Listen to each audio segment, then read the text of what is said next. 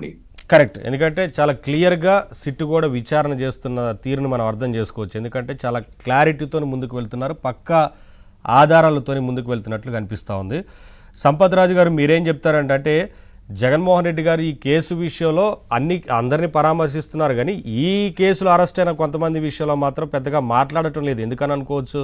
ఈ మధ్యకాలంలో స్పందించడానికి కూడా ఇష్టపడటం లేదు. అంటే తర్వాత తదుపరి వారి వంతే వస్తుందని అనుకుంటున్నారన్నా ఏంటి ఇక్కడ? అందరికీ నమస్కారం. జగన్మోహన్ రెడ్డి గారు ఫుల్ ఫ్రస్ట్రేషన్ లో ఉన్నారండి.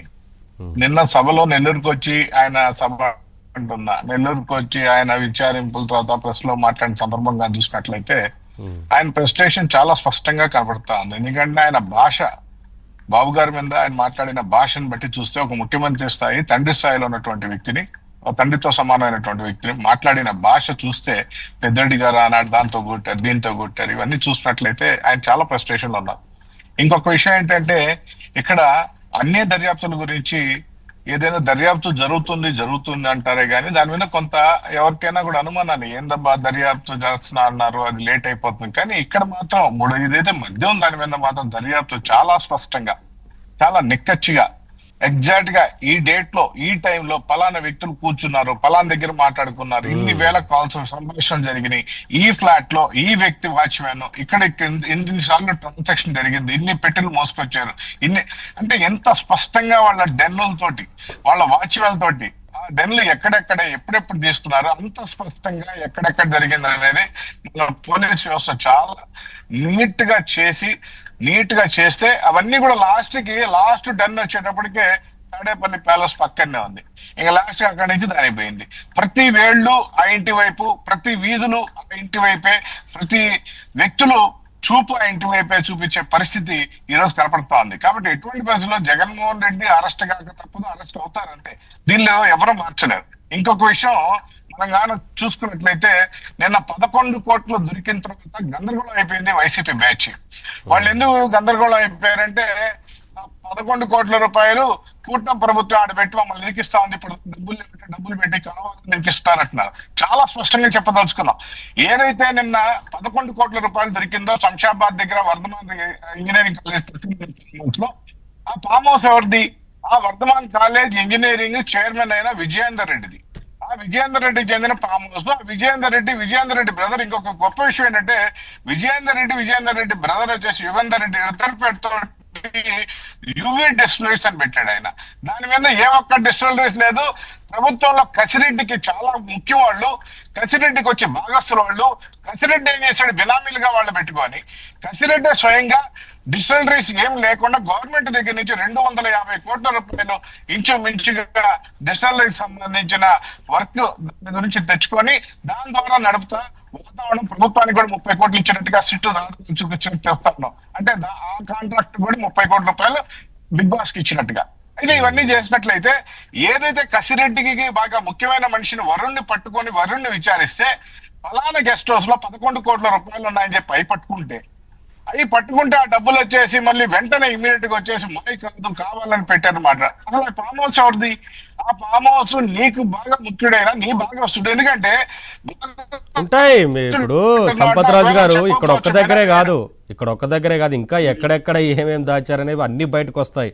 సిట్ అంత క్లారిటీగా విచారణ చేస్తుంది. కానీ 11 కోట్లు అంటే ఈ 11 కోట్ల గురించి ఎందుకు వాళ్ళు తోడుకుంటున్నారంటే అండి, ఇక్కడ 11 కోట్లు ఏదైతే విజయేందర్ రెడ్డి ఉన్నాడో విజయేందర్ రెడ్డి చెందిన హాస్పిటల్లో కసిరెడ్డి భార్య one of the director partner.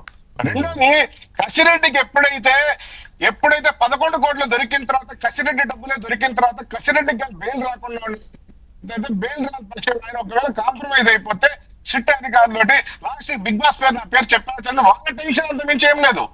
ఒకవేళ లేట్ అయితే ఆయన బెయిల్ రాదేమో, ఈ డబ్బులు స్పష్టంగా తెలిసిపోతే బెయిల్ రాకపోతే లాస్ట్ నేను వచ్చి లోపలికి పోవాల్సి వస్తుంది అనే పరిస్థితిలో జగన్మోహన్ రెడ్డి ఉన్నాడు. ఇంకొక గొప్ప విషయం ఏంటంటే జగన్మోహన్ రెడ్డి గారు ఇక్కడికి వచ్చేసి కాకాని కోఆర్డినేటర్ ఇంకోరిని విచారిస్తున్నారు.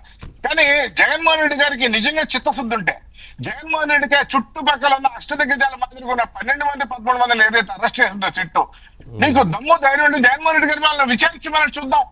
వాళ్ళ ఇంట్లో వాళ్ళ పిల్లలు లేకపోతే వాళ్ళ తల్లులో భార్యలో చెప్పులతో కొడతారు.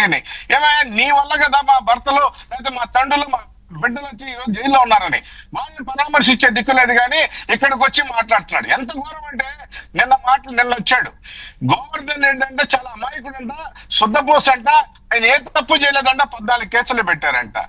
ఏం మాట్లాడుతున్నాడు? జగన్మోహన్ రెడ్డి గారికి స్క్రిప్ట్ ఇస్తే ఆ స్క్రిప్ట్ చదివేస్తాడు. అక్కడ విలేకరులు ప్రశ్నలు అడిగితే చెప్పలేడు.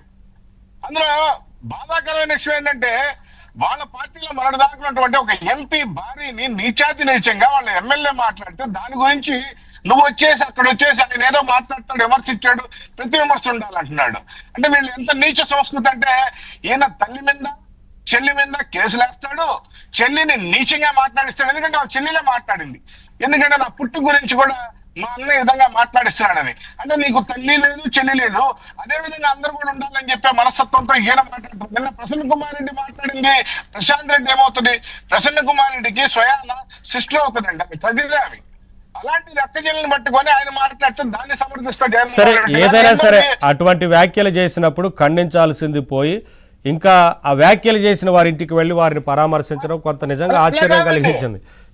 అలా కాదండి. అక్కడ ఏంటంటే అక్కడ 83 ఏళ్ల పెద్ద ఉంది, ఒక ఆడ ఉంది, మహిళ ఉంది, మహిళను కూడా చూడకుండా మాట్లాడుతుంది. ఆ మహిళను అడుగుంటే చెప్పుండేది కదా, అయ్యా ఎందుకు ఇంటి మీద దాడి చేశారనే మాట ఆ మహిళ అడుగుంటే, నల్లపల్లి శ్రీనివాసరెడ్డి గారి భార్య అక్కడే ఉంది, ఆవిడ అడుగుంటే చెప్పుండేది. స్వయంగా నా కొడుకు వచ్చేసి ఉద్దారకుడు ఎట్టబెట్టట్టు మాట్లాడా, అందుకు వచ్చి ధ్వంసం చేశాడు. అది కూడా అడగకుండా ఎందుకు వచ్చావో తెలియదు, ఎందుకు మాట్లాడుతావో తెలియదు. గోవర్ధన్ రెడ్డి చాలా అమాయకుడు అంట, ఆయన మీద ఊరికినే కేసులు పెట్టారంట.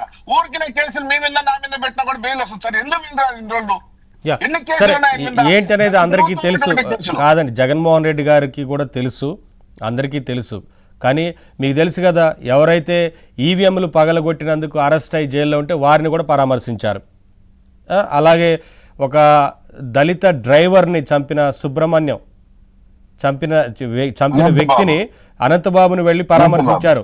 ఆయన చంపి డోర్ డెలివరీ చేస్తే ఆయన జైలుకు వెళ్ళొస్తే ఆయనకు ఊరేగింపు తీసుకొచ్చారు. ఆయన్ని పరామర్శించి ఆయన పక్కన పెట్టుకొని ప్రచారం చేశారు. మొన్న గంజాయి బ్యాచ్ వారి ఇంటికి వెళ్ళి కూడా పరామర్శించారు. ఇక మీరు ఇంతకంటే ఎక్కువ ఎక్స్పెక్ట్ చేస్తారు చెప్పండి? ఇదే రకంగా ఉంటుంది.